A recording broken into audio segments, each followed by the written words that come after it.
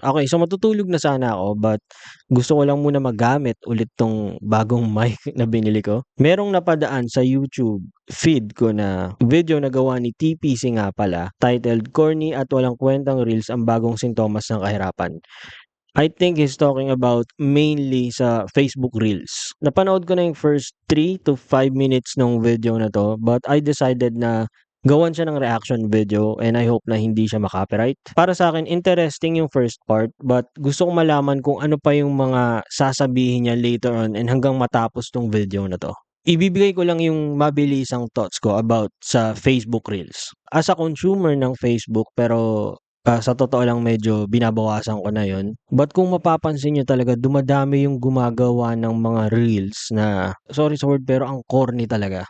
Base sa pagkakaintindi ko sa yun nga, sa first 5 minutes ng sinabi niya dito sa video na 'to, parang meron ng monetization sa Facebook. Although matagal naman na yun, pero parang iba na yata yung sistema ngayon or mas madali na, hindi ako masyado sure dun. But tingin ko, mas madali na yung monetization ngayon dahil dumadami yung gumagawa ng Facebook Reels na legit na halos wala talagang laman and out of kakornihan lang talaga. Hindi sa gine-gatekeep or ng babash, but as a consumer kasi, alam mo minsan kung yung pinapanood mo is genuine pa or hindi na. Mamaya ko siguro ibibigay yung pinaka-thoughts ko dito sa Facebook Reels na 'to. Siguro mas maigi kung panoorin muna natin 'tong video na 'to or mag-react muna tayo dito and then tingnan natin kung somewhat similar kami ng views pagdating sa, paggawa ng mga reels. Meron tayong epidemya ng mga basurang videos online, mga pre, no? Mga sobrang corny na videos online, mga videos na walang ibig sabihin na ina-upload ng mga Filipino sa pag-aasam na baka ito na ang susi sa nararanasan nilang kahirapan. Napanood ko na yung part na yun but napaka-strong nung simula nung video na yun. At yun lang yung nakikita kong dahilan kung bakit ginagawa ng napakaraming tao to. No? Nabalitaan nila at some point na posible kang kumita sa pagpo-post ng videos mo online. Pag nakakuha ka ng maraming views, posible kang magkaroon ng pera sa internet. Kaya every time na nakakita ako ng videos na to, no, hindi ako naiinis sa kanila, ni hindi ako natatawa sa kanila. Ang una kong nararamdaman awa. Naawa ako sa mga taong to, no? Kasi literal na nagpapakita sila ng sintomas ng kahirapan. People who are doing whatever it takes, no, para alam mo yun, magkaroon sila ng shot sa mas magandang buhay dito sa Pilipinas.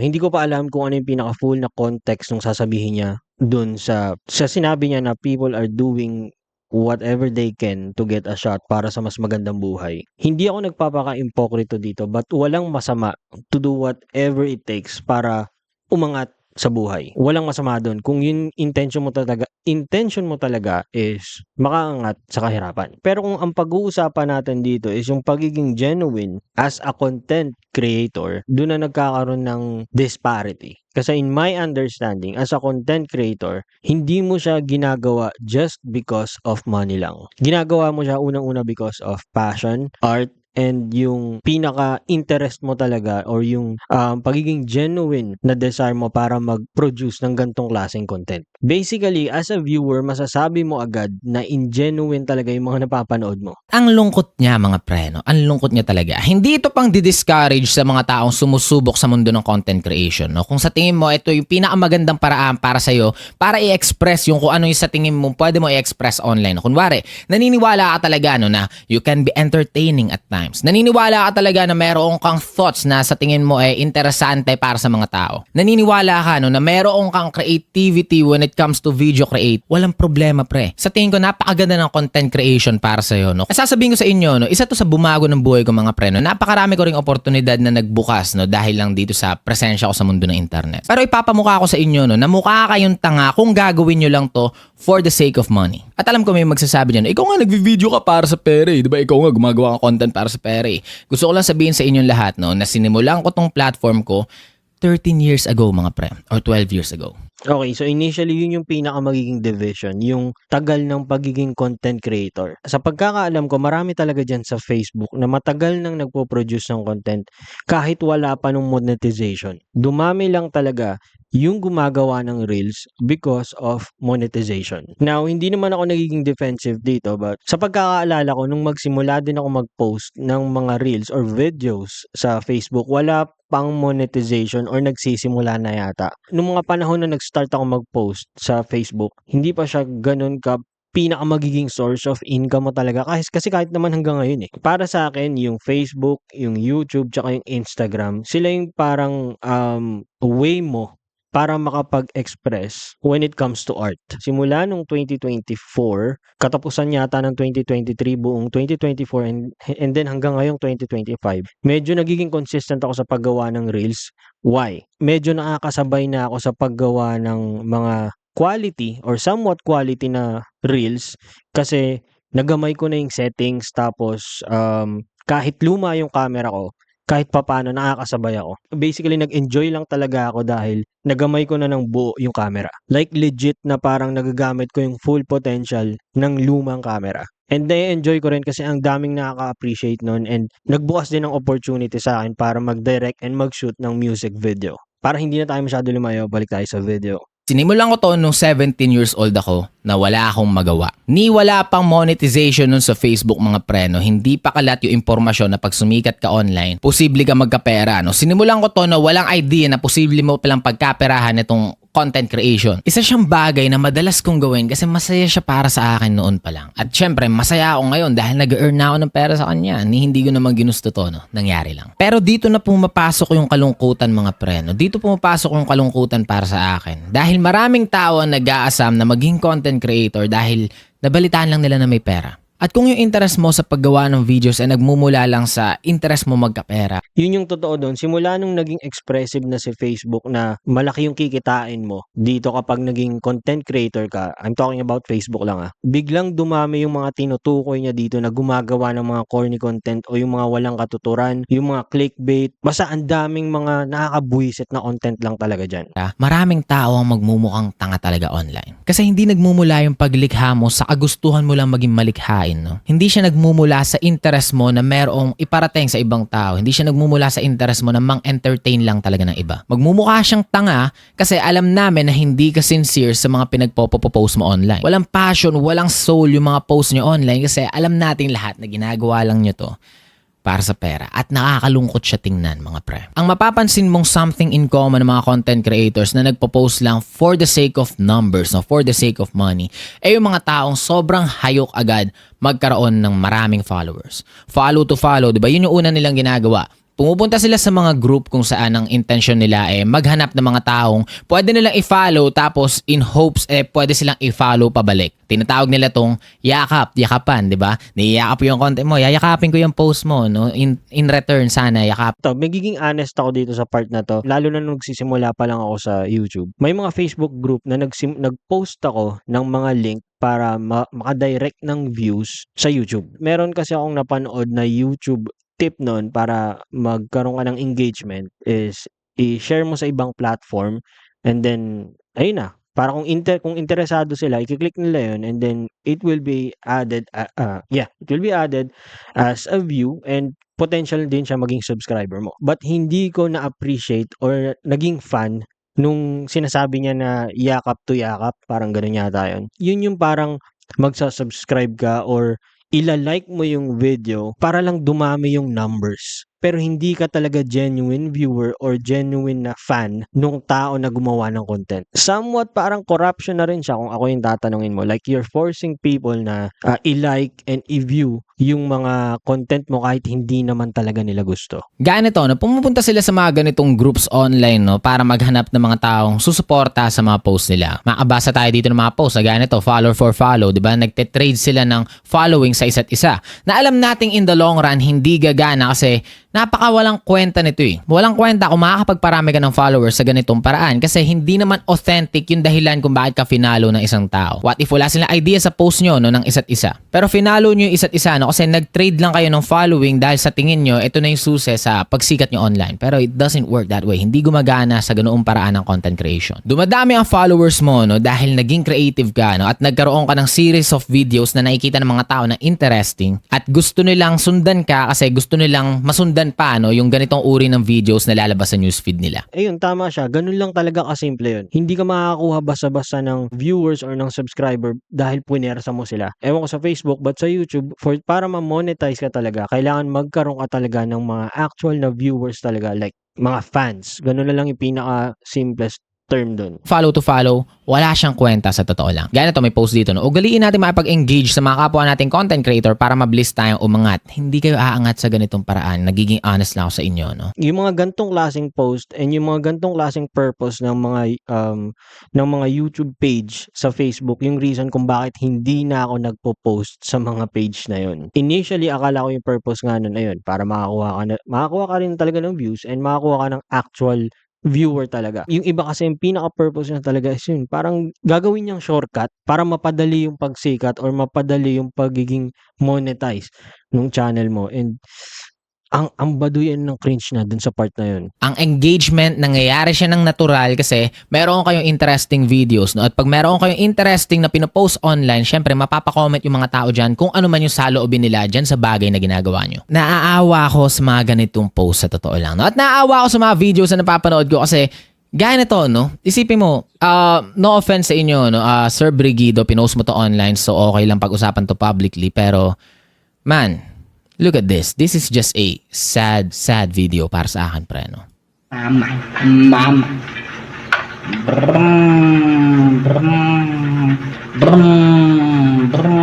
Ayun, sa mga ganyang klaseng content, guys, alam mo na yung difference ng legit na content sa hindi.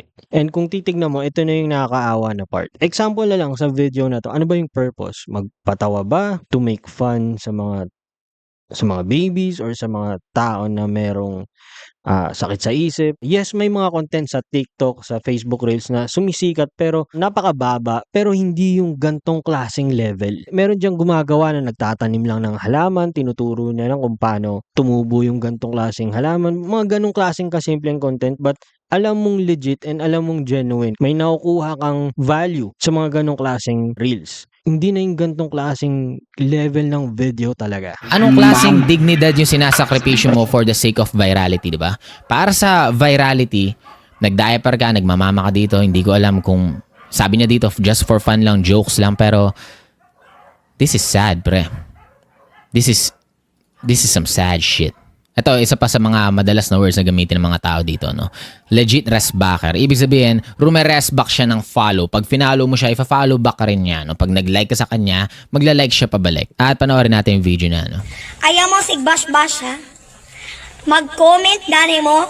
Dapat ka nang nindot. I-follow ko ni... Ayan, ang encourage siya na i-follow nyo raw siya, no? At ginagawa nila halos lahat for the sake of virality. Meaningless dancing around. Tingnan nyo ito, no? So, mayroon tayong makikita ng ganitong videos.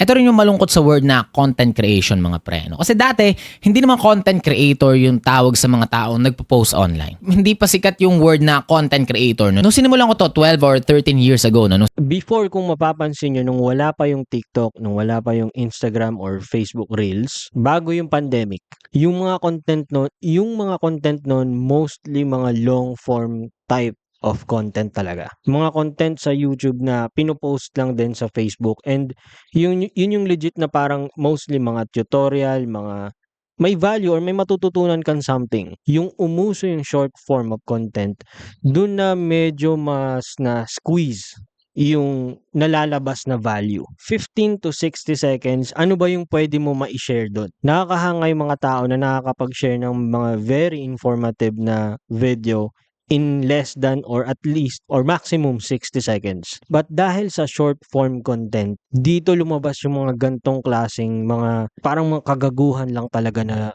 videos. Isa siyang duty na ginagampanan ko, no? Para yung mga ideas ko masakatuparan ko. Para yung mga ideas ko maparating ko sa ibang tao. So kung wala akong ma-post, hindi nyo ako makikita ang gumagawa ng ganito. Yung sinasabi niya doon na kung wala siyang idea na ma-post, wala kang makikitang ganito. Napakahirap mag-isip ng content. Kailangan mong puwersahin yung sarili mo, lumikha. Kasi it pays the bills, no? Sige, sabihin na natin, dito na papasok na hindi na lang siya basta passion, no? Hindi na lang siya basta ginagawa mo for creativity. Ang ingay ng mga aso! Ginagawa mo na siya kasi kabuhayan mo na siya. Sige, tawagin na natin, no? Pwede na natin sabihin na isa ka ng content creator. Pero doon ako nalulungkot mga pre, no, sa salitang yon, no? Kasi once na maging trabaho na kasi yung content creation, no, it just takes the fun out of it, di ba? Pag nawala na yung passion aspect sa ganitong bagay, makikita mo naman napaka-soulless na ng mga gawa. Hindi gaano mga panahon, no, nung golden age ng YouTube mga pre, kung saan yung mga tao sobrang creative. Gaya nito, si Mystery Guitar Man, ito yung mga unang pinanood ko sa YouTube noon, no? Parang napanood ko na rin yung before. Yung effort and execution para makapag-produce ng ganitong klaseng content. Dito ako nalulungkot mga pre, sa totoo lang, no? May tendency kasi, no, na parang ginagamit nila for engagement yung mga nakakaawa nilang kaanap. Maraming tao yung naiinis sa ganito, no? Kasi parang ine-exploit mo yung tao may sakit. Minsan ine-exploit pa nga ng ibang tao yung mga yumao nilang kamag-anak, no, for content. Marami na galit sa kanila, pero ako sa totoo lang, Dito na rin papasok yung sinasabi natin kanina na, or sinasabi niya rin kanina na, sometimes you will do things na sobrang labas na sa kung ano talaga yung personality mo dahil desperado ka na para kumita ng pera. Ang issue kasi dun is hindi ganun lagi yung excuse. Kahit pagdating sa content creation. Oo, nandun na tayo, mahirap, kailangan kumita ng pera kasi ayan, kagaya nga ng sitwasyon ni ate, talagang saan pa ba siya kukuha ng funds, 'di ba? Pero hindi dapat i-exploit or ang hirap niya explain kasi maraming tatamaan and puwedeng maging iba yung produkto nung sasabihin ko na hindi naman talaga gano'n yung meaning ko. Ang hirap mag-express ng thoughts lalo sa mga ganitong klaseng ka-sensitive na bagay. alam natin lahat na they're trying to do this kasi umaasa sila, no, na baka ito na yung solusyon, no, para matakasan man lang nila yung kahirapan. Ang lungkot mga pre, sa totoo lang, no? At nakakalungkot, no, dahil wala silang idea na kung ang inaasahan mo lang sa Facebook ay monetization, hindi ka rin naman ganoon giginhawa. Kasi papakitaan ko kayo, no, ng realistic expectation nyo, no, kung magkano yung pwede nyong kitain sa isang 1 million view na reels. Ito may pinost ako, no, kasi trip lang. Kasama ko si Dionela nung nakaraan, no, at marami nagpa-picture sa kanya. At ito yung kinita ko sa ganito karaming views mga pre, ganito karaming reaction.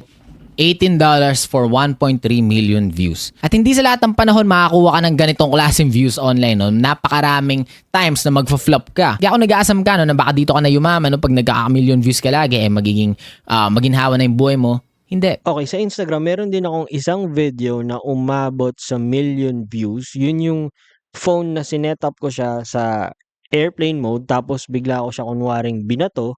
And then yun yung parang naging DIY drone. Hindi ko lang masyado sure ngayon but last time na nakita ko yun, 1.2 million views na siya. And magkano yung kinita ko doon? 0. Sa Facebook 100k lang yata yung views niya but wala rin akong kinita dun sa video na yun. And I'm not expecting din naman. And hindi porket na umabot ng million views yung mga ilang videos mo online, magiging sikat ka na or mamomonetize ka na agad. Yun yung isa sa dapat na iset mo sa sarili mo pagdating sa expectation. Ginaya ko lang yung video na yun. Hindi ako yung original na may gawa nung idea na yun. Like out of fun lang, nagda-drive ako sa labas tapos bigla ako naisip tumigil. And then naisip ko, gawin ko kaya tong reel na to. Tapos ayun, umabot siya ng ganung klaseng views. But hindi naman ako naging sikat dahil doon. Wala lang, out of fun lang talaga kaya ako nagawa yun. Siguro hindi ko na tatapusin yung video niya. Siguro hanggang dito na lang. Medyo parehas kami ng view when it comes to yung mga nagpo-post ng mga walang value or walang puro kakornehan lang talaga or kagaguhan or pang clickbait lang talaga mainly sa Facebook Reels. Ayoko nga itag yung sarili ko as a content creator kasi parang ang cringe. Meron pa nga dati tinatawag nila influencer. In my perspective kasi nakaka-enjoy lang talaga mag-post ng mga cinematic or mga filmic reels sa Facebook and sa Instagram and TikTok and that's it. The more na ginagawa ko kasi siya, mas natututo ako tapos lumang camera pa yung gamit ko and then paano pa kaya pag nag-upgrade na ako? So siguro medyo mas madadagdagan yung quality. Ganun lang talaga kasimple yung tumatakbo sa isip ko ngayon. Ganun lang talaga kasimple yung mga bagay na tumatakbo sa isip ko ngayon kapag ka nagpo-post ako ng mga filmic or cinematic videos online. Well, kanya-kanya naman talagang purpose yan. Again, hindi sa nang-gatekeep kami yung mga gantong klaseng gumagawa ng content. It's just that as a viewer, as a consumer, and as someone na itatag mo yung sarili mo as a content creator, alamin mo rin yung boundaries and alamin mo rin yung mga limitations. Meron din kasi tinatawag na long-term damage and Yun yung mabigat dun. Imagine gumagawa ka ng mga ganong klaseng shit online and then one day you decided na mukha pala akong tanga. Ang hirap mag-redeem ng sarili and ang hirap matag ka sa ganun na parang pagago-gago lang online. So that's it for me guys. Thank you all for watching. Ayun na, matutulog na talaga ako legit. Naisip ko lang talaga gawa ng reaction video to at saka, ayun, gamitin tong bagong mic. See you again next time. Peace!